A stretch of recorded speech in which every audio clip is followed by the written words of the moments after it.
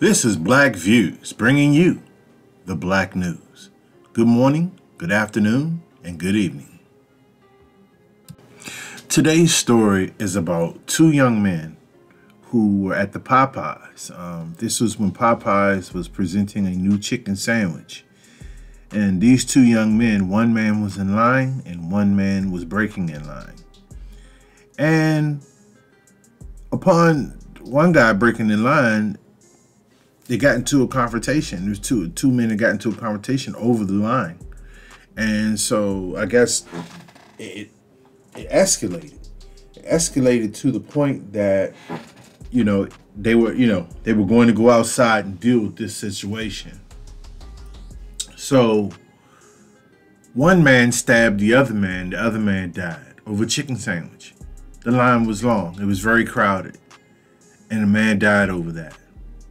Now, I want you to keep in mind, the man that did the stabbing, he also left his wife and his children in the Popeyes while he went to go handle his business. So what I'm going to do is I'm going to play the clip for you, and then I'll come back and I'll give my commentary on this particular situation. Thank you. The man convicted of stabbing and killing another man who cut the line at a Popeyes was sentenced today. The confrontation started when the victim cut the line while trying to get the chain's popular chicken sandwich. Prince George's County Bureau Chief Tracy Wilkins has followed this case from the beginning. She was in court and explains why the county state's attorney disagrees with the sentence. I respect the decision of the court, so we disagree because we think accountability is important. Today, Rico McLean was sentenced to 22 years in prison, although the state asked that he gets 35. When you've taken someone's life, that is the ultimate offense. In November of 2019, Rico McLean was inside the Popeyes in Oxon Hill with his wife and children when he stabbed and killed 28-year-old Kevin Davis, whom he didn't know. It was during the height of the hysteria surrounding the fast food chain's popular chicken sandwich. Davis was stabbed to death after allegedly cutting in line. The case made international news. McLean will have to serve at least 50% of his sentence. With time served already, he could be out in less than 10 years. Against the state's wishes, the judge did not require probation for McLean when he's released. The very least we could do is protect the public by ensuring that once you return home, that you are monitored and that you are complying with the law. Judge Peter Kelo presided over the case. Kelo made headlines after some county leaders accused him of being too soft on juvenile offenders. He was rotated off of the juvenile docket last week. In court, Kelo said, "I was just the juvenile judge not too long ago, and I see what the absence of a father can do to a child's life. I gave you a sentence so you can get back to your children's lives." He went on to call probation a tripwire that could put McLean back in the system after his release. We think that's a basic and fundamental part of a sentence that just makes sense. As McLean's family exited the court, they declined comment. The mother of the victim also declined comment, but in court, she told McLean she would pray for him. She said, "I'm going to pray for you. I'm going to pray for you every day, and I hope that you're rehabilitated." Mr. McLean did apologize to the family for what happened. The judge said that was his first time showing any remorse throughout this entire process. I'm Tracy Wilkins, News 4. Okay, so you heard the report. This report was provided by NBC News. I'd like to thank them for their contribution. I also want to say that, I think it's foolish that, he had two men. And it's sad because it's a black man. You got two men that basically want to fight over the sale of a chicken sandwich. But this is how, petty things will get these days. And this is how petty things will get, when you have poverty. Over a chicken sandwich, bro. There was no love over a chicken sandwich. I mean, basically, you stabbed and killed the man over a chicken sandwich. Now, let's take in consideration this man was married. This man had children. He's not going to see his kids for 22 years. Okay? For 22 years. He's not going to see his children. He basically that's basically what 20 years is considered life. He got life in prison.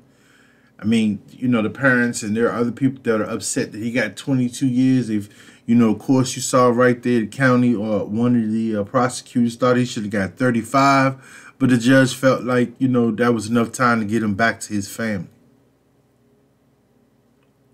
Now, he said this man's father was not in his life.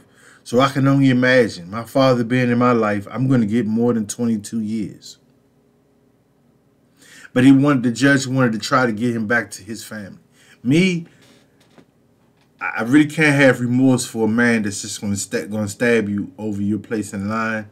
I think sometimes, you know, a lot of men take L's every day. When I say L's, they take losses every day. You know, they might hear something or something that might, you know, not be right or might cause a situation. A real man steps away. He understands the ramifications and he understands what could happen by him do bodily harm to this person. So basically, you have to step away. But when you have small minds, this is what happens right here. Whole grown ass man. And he just stabbed another man. He threw his life away. He's not going to see his kids, kiss his wife for 22 years. And I'm not even going to go into what could happen in 22 years. But the whole point is a life was thrown away and kids are without their father for 22 years. And it's your fault, man. Because you wanted to stab the guy for cutting in line. Which I think he's a jerk, but he didn't deserve to die. But this is how serious it can get in the hood, man. You know, I've been to that Popeyes plenty of times by that GameStop right there. I've been to that Popeyes plenty of times. And, you know, you just got to learn. I mean, think about it. I mean, he probably was right in how he felt that this man just butted in front of him and his family like that. And he was trying to get chicken for his family. But look at the ramifications of it. Look what came out of all of that. He felt some kind of way. He felt like he should fight, or he felt like he should. It's the same thing with fighting, man. Even if you're not stabbing somebody, you can punch somebody in their face. They can fall, break their neck. They can fall, die. They can fall. All kind of things can happen. And this is why you gotta have cooler minds. This is why you see, you know, black people that may live in the hood. They'll go to other places to get something. They'll go to maybe a white neighborhood to get chicken. Or go to where there's, you know, just not as many niggas in that area. And I apologize, I'm sorry for that word, but this is how we're going with it. To be in that hood to kill you, bruh. And this is real shit. And they're not killing you just because they black. No, they're killing you. This is happening because of poverty. When poverty settles in, ignorance settles in. These are people that are out of their minds for whatever reason. We don't know what made this man want to stab that man other than he cut in line. He could have just had an argument with his wife. His bills could be late. His rent could be late. He can't pay the tuition for his kids to go to school. It could be so many different things, man, that people have in their mind that this was the time where he felt like he wanted to take it out on this person right here. Like he felt like, you know, I'm tired of dealing with this, and I'm just gonna do what I gotta do. But look what he got you. So for that 5 or 10 minutes of stabbing and arguing and bickering, there's a man that's dead, there's a man that's in prison for life, and there are kids without a father. So we have to think about what our actions are when we go into public. Especially when you go into public, you need to put on your armor. Okay? You need to put on your head armor, which is your brain, man. Your thinking brain. And it's not about, man, I'm gonna fuck somebody, I'm gonna kick somebody, I'm gonna no, man. It's about getting away from the situation. Go somewhere else, brother. When you see it happening, and you see it's about to transpire, you know, and you see you about to get to a certain level, man, just leave, bro. Just leave. 22 years is not worth it.